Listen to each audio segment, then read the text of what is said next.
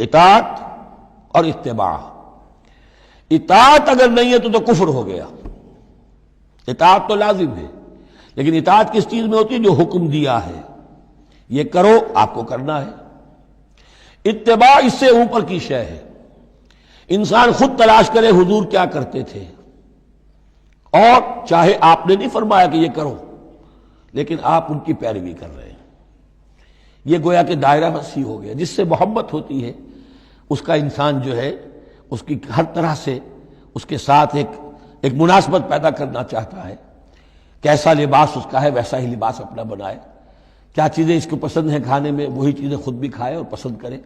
تو یہ چیزیں جس کا حکم نہیں ہے. جیسے کہ ایک صحابی کا واقعہ آتا ہے کہ وہ ایک مرتبہ آئے اور انہوں نے اس وقت یہ دیکھا، ایک ہی مرتبہ آئے ہوں گے کہیں باہر سے بدو صحابی، کہ حضور کے کرتے کے بٹن لگے ہوئے نہیں تھے. انہوں نے ساری عمر پھر اپنے کرتے کے بٹن نہیں لگائے. حضور نے حکم تو نہیں دیا تھا، دیکھا یہ کہ محمد اس شان میں تھے اس وقت، تو پھر اس کے بعد اسی کو لازم کر لیا. اس اتباع میں یہ بات بھی آ جائے گی کہ اگرچہ دین کے کچھ تقاضے ایسے ہیں کہ جس درجے میں محمد الرسول اللہ صلی اللہ علیہ وسلم نے ان کو پورا کیا، اس درجے میں پورا کرنا کسی انسان کے بس میں نہیں ہے. پھر بھی اس کی کوشش کرتے رہنا یہ اتباع کا تقاضا ہے. مثلا حضور نے کوئی مکان نہیں بنایا، حضور نے کوئی جائیداد نہیں بنائی، حضور نے جیسے ہی وحی کا آغاز ہوا کوئی دنیاوی کام نہیں کیا، کوئی تجارت نہیں کی. ایک ایک لمحہ اپنی توانائی کی ایک رمق وہ لگا دی کس کام کے لیے؟ اللہ کے دین کی دعوت اور اللہ کے دین کی اقامت، اس کو قائم کرنے کے لیے.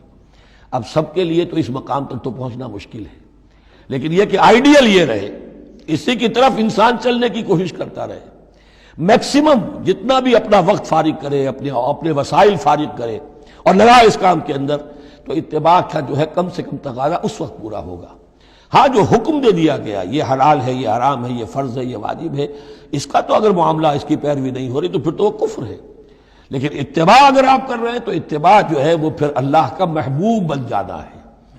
اگر تم اللہ سے محبت کرتے ہو تو میرا اتباع کرو، میری پیروی کرو. دیکھو میں کیا کر رہا ہوں، میرے کیا شب و روز ہے، کن کاموں میں میری توانائیاں لگ رہی ہیں، کیا دلچسپیاں ہیں میری دنیا کے اندر، ان چیزوں کے اندر تم میری پیروی کرو.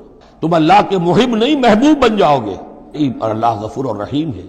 باقی دوسرا درجہ جو نچلا ہے اطاعت تو اللہ اور اس کے رسول کی کرنی ہی کرنی ہے. اور اگر اس اطاعت سے بھی موڑے تو اللہ کو ایسے کافر تو پسند نہیں ہے، کیونکہ پھر اطاعت رسول کا انکار تو کفر ہو گیا.